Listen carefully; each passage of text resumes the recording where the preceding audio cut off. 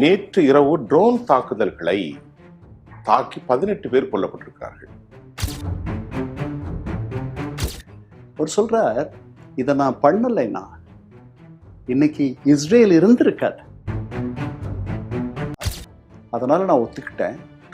தவிச்சார் இந்த ஒப்பந்தத்தை அடையணும்ட்டு ட்ரம்ப் என்று ட்ரம்பை அவர் எப்படி சொல்லியிருக்கிறார். இல்லை, இது ரொம்ப மனிதாபிமானமற்ற ஒரு செயல்.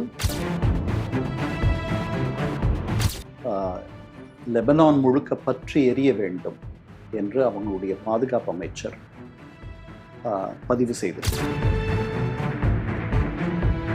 அமெரிக்காவினுடைய டொனால்ட் ட்ரம்ப் இதுல கொஞ்சம் ரொம்ப மெச்சூரா நடக்கிற மாதிரி எனக்கு தெரியுது. அவர் வார்த்தைகள் சில விஷயங்கள்ல லூஸ் டாக்கா இருக்கலாம். உங்களுக்கு இருக்கக்கூடிய ஒரே நண்பரான உலகத்தினுடைய மிகப்பெரிய பலம் பொருந்திய அதிபர் ட்ரம்பை நீங்கள் பகைத்துக் கொள்ளப் போகிறீர்களா? 100 போயிங் விமானங்களை அமெரிக்காவுக்கு ஆர்டர் கொடுப்பதற்கு ஈரான் முன் வந்துள்ளது. அமெரிக்கா எப்படி இவ்வளவு தாராளமா நடந்துக்கிட்டாங்க? இதுல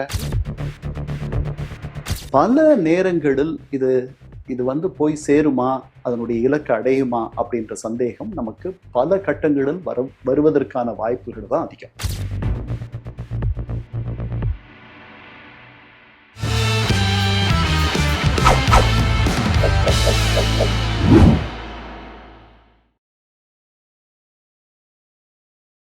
நேயர்கள் அனைவரையும் எம் தொலைக்காட்சியினுடைய சர்வதேச பார்வை நிகழ்ச்சிக்காக நான் உங்களை வரவேற்கிறேன்.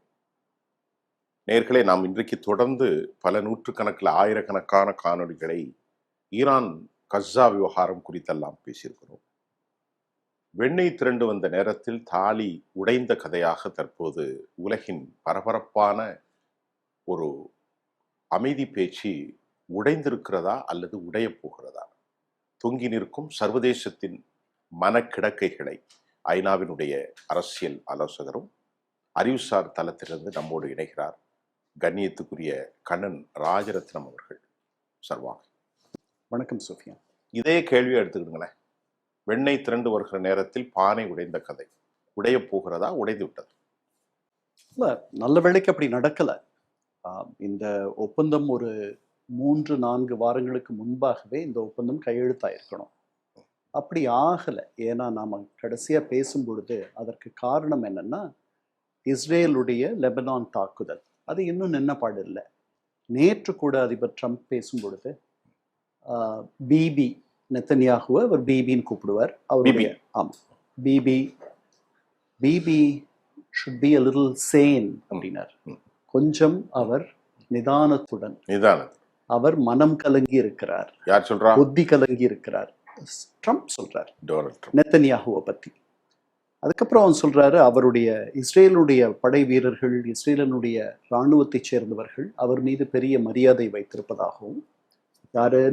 அதிபர் ட்ரம்ப் மீது.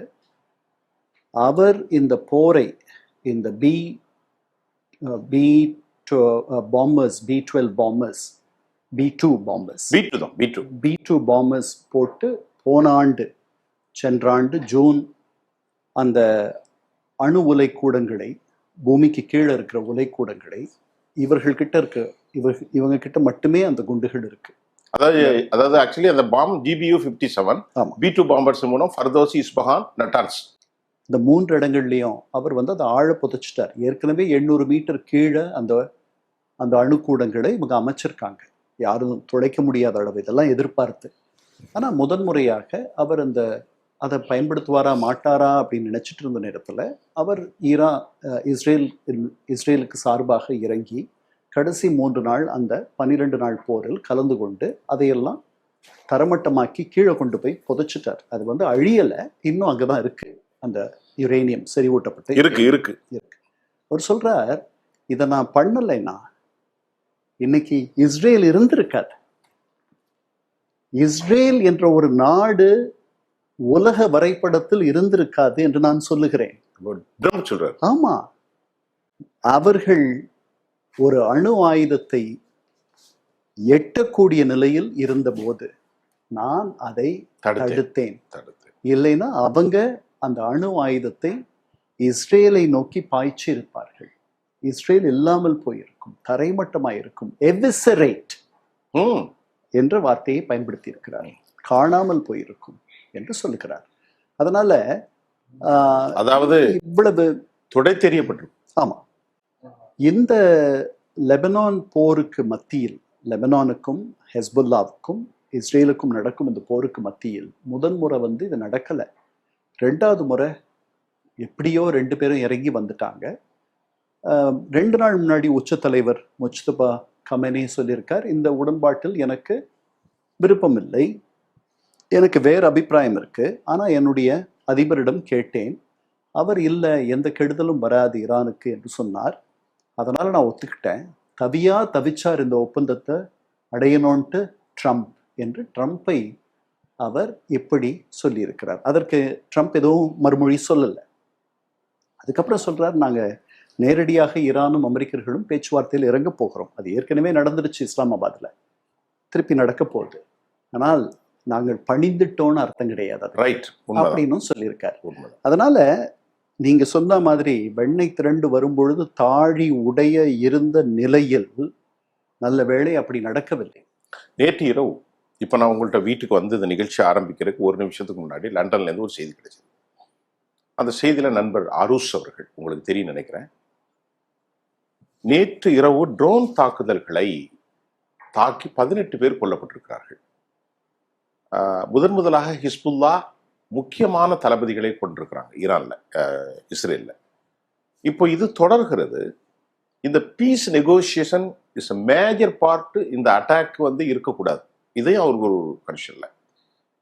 ஆனால் பெஞ்சமின் நெத்தன்யாகும், பெசலில் சுமோட்ரிச்சும், பென் கேவிரும், இத்தாமர் பென் கேவிர் எல்லாம் அவருடைய வார்த்தைகள் கடும் சொல்லாடலாக இருக்கிற. பிரான்சுடைய இமானுவேல் மேக்ரான் மனித தன்மையற்ற செய்தி என்கின்றார். யூரோப்பிய யூனியன் இது ஒரு கிரிமினல் ஆக்டிவிட்டிஸ், தென்னாப்பிரிக்க இனக்கருவறுத்தலுக்கு ஒப்பானது நீ செய்யறது அப்படின்னாங்க. இன்னைக்கு உடனடியாக இஸ்ரேல் யூரோப்போட ஒப்பந்தத்தை கட் பண்ணிட்டாங்க. இது என்ன அடுத்த சிஸ்டம்? இல்லை, இது ரொம்ப மனிதாபிமானமற்ற ஒரு செயல். லெபனான் முழுக்க பற்றி எரிய வேண்டும் என்று அவங்களுடைய பாதுகாப்பு அமைச்சர் பதிவு செய்திருக்கிறார். சிவிலியர்களும் கொல்லப்படணுங்க. அதுதான், லெபனான் முழுக்க பற்றி எரிய வேண்டும். அதனால அவங்க 4 இஸ்ரேலிய வீரர்களை ஹெஸ்புல்லா ஒரு 3-4 நாட்களுக்கு முன்பாக கொன்று விட்டார்கள். அதற்கு பதிலடியாக இந்த கடும் போக்கை இஸ்ரேலியர்கள் கை கொண்டிருக்கிறார்கள். எனக்கு என்ன தோணுதுன்னா, மிகப்பெரிய அழுத்தத்தின் கீழ், அமெரிக்க அழுத்தத்தின் கீழ் நெத்தன்யாகு வருவார். ஏன்னா இதையும் விட பெரிதானது இந்த ஈரானுக்கும் அமெரிக்காவுக்குமான அமைதி. அந்த ஒப்பந்தத்தை எட்டுவதற்கு இந்த 60 நாள் நடக்க போகிற அந்த பேச்சுவார்த்தைகளுக்கு நெத்தன்யாகு ஒரு முட்டுக்கட்டை கொடுப்பார் அப்படின்ற மாதிரி இருந்துச்சுன்னா, அதை தடை ஏற்படுத்துவார்னா ட்ரம்ப் ரொம்ப அவர்கிட்ட கோவப்படுவார்னு தெரியும், நான் நினைக்கிறேன். அதனால அவர் ஒரு இக்கட்டான சூழலில் இருக்கிறார். அவர் ஒரு வலதுசாரி தலைவர். தான் மிகப்பெரிய இஸ்ரேலினுடைய வரலாற்றிலேயே, சமீப கால வரலாற்றிலேயே மிகப்பெரிய வலதுசாரி தத்துவத்தை கை கொண்டிருப்பவர் நெத்தன்யாகு, பெஞ்சமின் நெத்தன்யாகு. அவர் இந்த இருத்தலை கொள்ளி எறும்பு மாதிரி இந்த பக்கம் அமெரிக்க அழுத்தம், இன்னொரு பக்கம் இவரை விட தீவிரமான வலதுசாரிகள், இவரை நீங்கள் அமெரிக்க அழுத்தத்திற்கு ஆட்படாதீர்கள், அவர்களை எதிர்த்து நில்லுங்கள், இவர்களை நாம் துவம்சம் செய்துவிட வேண்டும், இத்தோடு இவர்களுடைய எப்படி ஹமாஸை நாம் பலவீனப்படுத்தி இருக்கிறோமோ அதே மாதிரி ஹிஸ்புல்லாவை நாம் கடுமையாக பலவீனப்படுத்தி விட வேண்டும், அவர்கள் நம்முடைய லெபனானுடைய தெற்கு பகுதியிலிருந்து அவர்கள் நமக்கு தருகின்ற பெரும் தொல்லை, இதை ஒரு முடிவுக்கு கொண்டு வரணும் அப்படின்லாம் நினைக்கிறாங்க.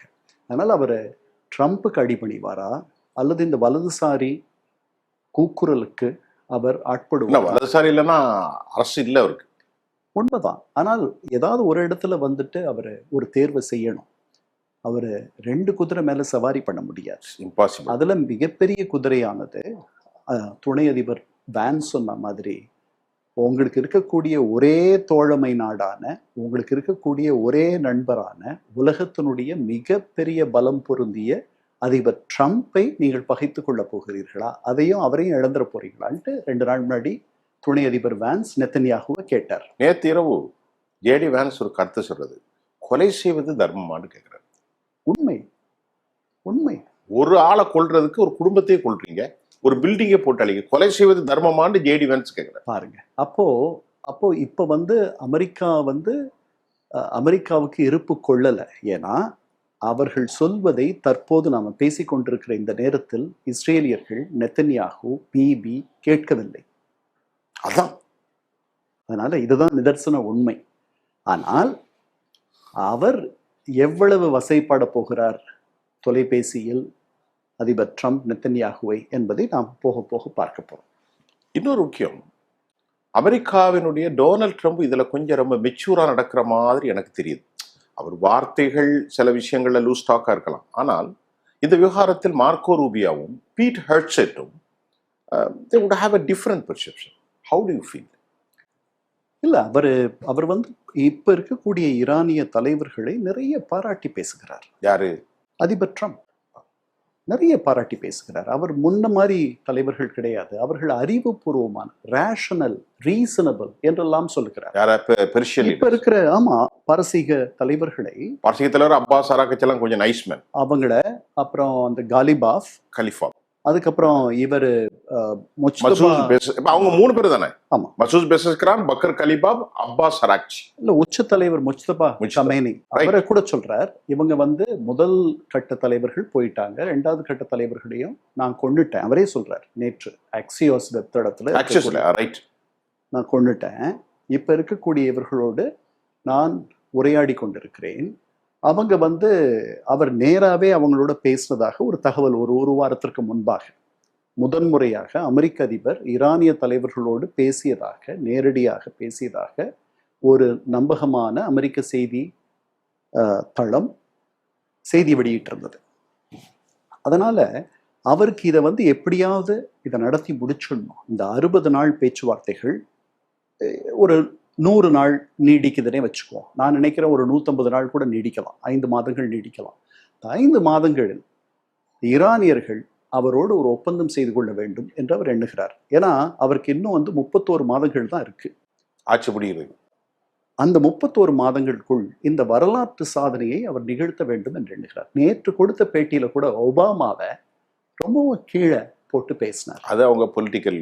ஏன்னா அவர் என்ன சொல்றாரு, நான் அவங்க இராணுவத்தை முழுக்க நிர்மூலப்படுத்திட்டேன், அவர்களுடைய கப்பல்கள் ஒரு 100 சில்லற கப்பல்கள் கீழே இருக்கு, அல்லது 59 கப்பல்கள், ஏதோ ஒரு எண் சொல்றேன், எல்லாத்தையும் அழிச்சிட்டேன். ஒபாமா அப்படி பண்ணாரா?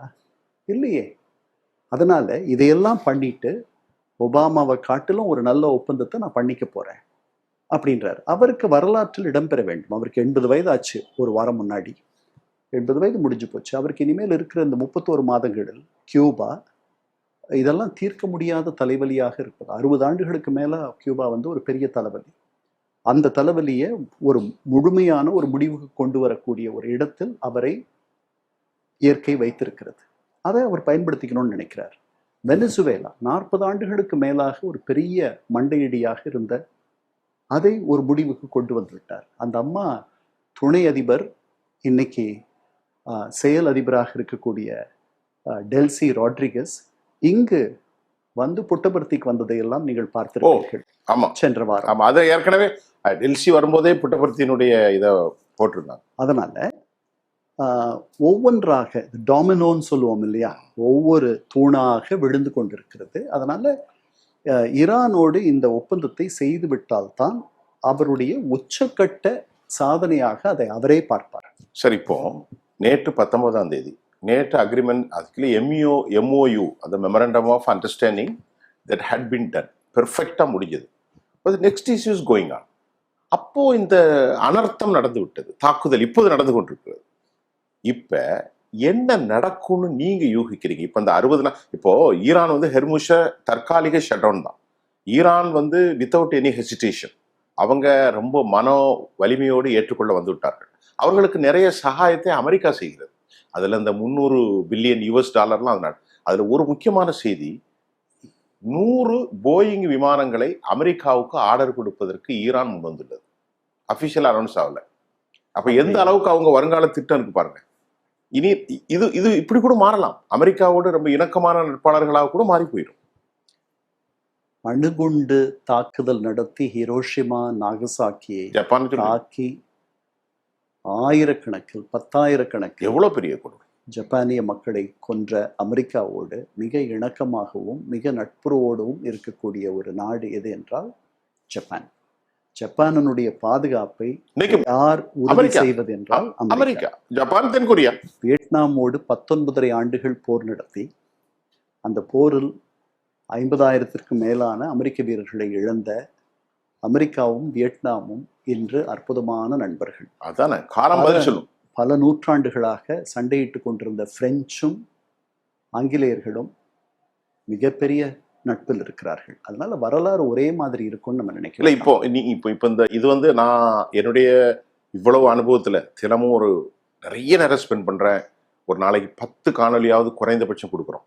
அதுல தலப்படம் ஆயிட்டுன்னு வச்சுக்கிட்டுங்களேன். இந்திய அரசியலை விட அமெரிக்க அரசியலும் ஈரான் அரசியலும் நமக்கு தலப்படம் ஆயிட்டு. இப்ப இதை இழுத்து சாத்தப்பட்டதாக நான் நினைக்கவில்லை. இப்போ நான் கேட்ட கேள்வி, வெண்ணெய் திரண்டு வர நேரத்தில் தாலி உடைந்த கதையாக நிறுத்தியிருக்கேன். அப்போ உடையலன்னு அர்த்தம். இப்ப நேத்து நைட்டு ஜேடி வான்ஸுடைய கடுமையான எச்சரிக்கை, இதற்கு பிறகு இது மறுபடி கூடுவதற்கும் இந்த சமாதானத்தை ஒரு ஹோலிஸ்டிக் அப்ரோச்சா? Is it possible to holistic approach? கண்டிப்பா. எப்போ? when will you have? Jared Kushner சுவிட்சர்லாண்டை நோக்கி பயணமாகி கொண்டிருக்கிறார். நம்ம பேசிட்டு இருக்க இந்த நேரத்துல ஸ்டீவ் விட்காஃப் அதை நோக்கி பயணம் செய்து கொண்டிருக்கிறார். இந்த பேச்சுவார்த்தைகளுக்கான ஆயத்த ஏற்பாடுகள், இப்ப நடந்துகிட்டு இருக்கு. லாஜிஸ்டிக்கல் அரேஞ்ச்மெண்ட்ஸ், சுவிட்சர்லாந்து அதை நாங்க நடத்தி தரோம் அப்படின்னு சொல்லியிருக்காங்க. இவர்கள் இந்த பக்கம் இருந்த அமெரிக்காவிலிருந்து யாரெல்லாம் மத்தியஸ்தம் அவங்க தூதுவர்களாக இருக்கிறார்களோ அவர்கள் அதை நோக்கி பயணமாகிறார்கள். பாகிஸ்தானிகள் ஒரு பெருமிதத்தோடு இருக்கிறார்கள். அசீமுனிர் இந்த வெற்றியை நாம் எட்டி விட்டோமே என்று. நேற்று அவருடைய பேட்டியில என்ன சொல்றார்? மினீர் அப்படின்றார். முனீர அதிபர் ட்ரம்ப். மினீர். அவர் சொல்லிட்டு அவரு வந்து இஸ் அ டஃப் காய், இஸ் அ குட் காய் அப்படின்லாம் சொல்லிட்டு அவரும் பிரதமரும் அவங்க நாட்டு பிரதமரும் ஒற்றுமையாக இருப்பது எனக்கு மகிழ்ச்சியாக இருக்கிறது அப்படின்னு சொல்றாரு. சர்ஃபாஸ் நவாஸும் இவரும். ஆமா, அது சொல்றாரு. அப்புறம் அதனால இது வந்து தடம் புரளாது அப்படின்னு நினைக்கிறேன். ஆனால் அந்த பேச்சுவார்த்தைகள் தொடங்கின பிறகு பல நேரங்களில் இது வந்து போய் சேருமா, அதனுடைய இலக்கு அடையுமா அப்படின்ற சந்தேகம் நமக்கு பல கட்டங்களில் வருவதற்கான வாய்ப்புகள் தான் அதிகம். இதையெல்லாம் மீறி ஒரு ஒப்பந்தத்தை எட்ட வேண்டும் என்று 2 தரப்புமே முனைப்பா இருக்கும்னு நான் நினைக்கிறேன். அதாவது உளப்பூர்வமாக உள்ளார்ந்த எண்ணங்களோடு. ஏன்னு சொல்றேன், இப்போ முன்னாடி அவர் வந்து இந்த ஹார்முஸ் முற்றுகையை பண்ணதுனால $435 மில்லியன் ஒரு நாளைக்கு அவர்கள் இழந்துட்டு இருந்தாங்க. America, Iran, black header. ஆமா, அவங்களால அந்த எண்ணெயை விற்க முடியல. இப்போ இந்த ஒப்பந்தம் கையெழுத்தான அடுத்த நிமிஷமே அவர்களால இனிமேல் அன்னையிலிருந்து அந்த நிமிடத்திலிருந்து உலக சந்தையில் அவர்களால் எண்ணெயை விற்க முடியும். முதல், இந்தியாவே அவர்களிடமிருந்து வாங்க போகுது. நிச்சயமா. இது முதல். 2வது, அவர்களுடைய முடக்கப்பட்ட நிதிகள் கிட்டத்தட்ட $167 பில்லியன் வரைக்கும் இருக்கும் என்று ஒரு கணக்கு சொல்லுது. 24 பில்லியன் சொல்றது அது ஒரு பகுதி. மொத்தமா முழுமையாக 267 பில்லியன் அதிகபட்சம். 135 167 வரைக்கும். அதை வந்து அவங்க அப்படி முடக்கப்பட்டது, அந்த முடக்கத்தை விலக்க போறாங்க கொஞ்ச நாள்ல. சார் நீங்க சொல்றத பார்த்தா நான் குறிக்கிறதுக்கு சார், ஈரானுக்கு இது ஒரு பெரிய லாட்டரி சீட் சார். ஆமா சார். என்ன சார் 300 பில்லியன், ஒரு நிமிஷம், 300 பில்லியன் கொடுக்க போறாங்க. US 150 பில்லியன் மற்ற நாடு. இப்ப நீங்க 167 பில்லியன் சொல்றீங்க. UAE 10 பில்லியன் கொடுத்துருக்கு. ஏற்கனவே 24 பில்லியன் ஓடக்க போறாங்க. உலகத்துல செழிப்பாயிருமே. ஆமா, இது வந்து அமெரிக்கா எப்படி இவ்வளவு தாராளமா நடந்துக்கிட்டாங்க இதுல? இல்ல, அப்படி இல்ல, அவங்களுக்கு வேற வழி தெரியல. ஏன்னா இவர்கள் எவ்வளவு வலியையும் தாங்கக்கூடியவர்களாக இருக்கிறார்கள். யாரு? ஈரானியர். அடியோ மரணமோ. ஆமா, அவர்கள் வந்து நீங்க இதெல்லாம் தந்தா தான் நாங்க கீழே இறங்கி வருவோம்னு சொல்லிடுறாங்க. எங்களுக்கு ஒண்ணு இல்லைன்னா 45 டிகிரி வெயில நீங்க அனுபவிச்சுட்டு இருக்கும் போது அது 50 டிகிரி ஆனா என்ன உங்களுக்கு கஷ்டம்? அதனால நீங்க உச்சக்கட்ட துன்பத்தையும் துயரத்தையும் ரொம்ப நாளா அனுபவிச்சுட்டு இருக்கீங்க. அது அவரே சொல்றாரு, நேற்று சொல்றாரு, எல்லாம் என் கடும் போக்காளர்கள் என்னை பார்த்து சொல்றாங்க நான் வந்து இந்த ஒப்பந்தத்தை பண்ணியிருக்க கூடாதுன்ட்டு. அவர் கேட்கிறார் செய்தியாளர், நீங்க இப்படி பண்ணிட்டீங்கன்ட்டு விமர்சனம் வருது. என்ன வழி இருக்கு? அவங்கெல்லாம் நான் அவங்கள குண்டு போட்டு தாக்கிட்டு இருக்கணும்ன்றாங்க. நான் 2-3 வாரம் தொடர்ந்து குண்டு போடுறேன். என்ன நடக்கும்? சரி, அவரு ஹோர்முஸ் மூடி தானே இருக்கும். சரி, மத்தவங்க விடுங்க. லிண்டே கிரகமா அவரு சட்டத்தரணி, முக்கியமான எம்பி, அவரே விமர்சிக்கிறாரு. ரிபப்ளிகன். ஆமா, அவருடைய மிகப்பெரிய ஆதரவாளரான லிண்டே கிரகம் அதான் சொல்றேன். அவரே ஒரு சொல்றார் சீனியர் கூட சொல்றார். ஆனால் அதுக்கு அவர் சொல்றார், பதில் சொல்றார். இது வந்து சர்வதேச அளவில் பொருளாதார சீர்குலைவு என்பது, பதட்டம் என்பது வந்துவிடும். அதனால இது வந்து நல்ல ஒரு ஒப்பந்தம். நான் வந்து ரொம்ப விட்டு கொடுத்துட்டேன்லாம் நீங்க நினைக்க வேண்டிய அவசியம் இல்லை அப்படின்னு சொல்றாரு. நம்ம இதோட நிறுத்திக்கலாம். ஒரு பாசிட்டிவா நீங்க பேசியிருக்கீங்க. நேயர்களே, நம்ம தற்போது திரு கண்ணன் ராஜரத்னம் அவர்கள்ட்ட முக்கியமான செய்தி எடுத்திருக்கிறோம். மீண்டும் அடுத்த செய்தியில நான் உங்களை சந்திக்கின்றேன். நன்றி.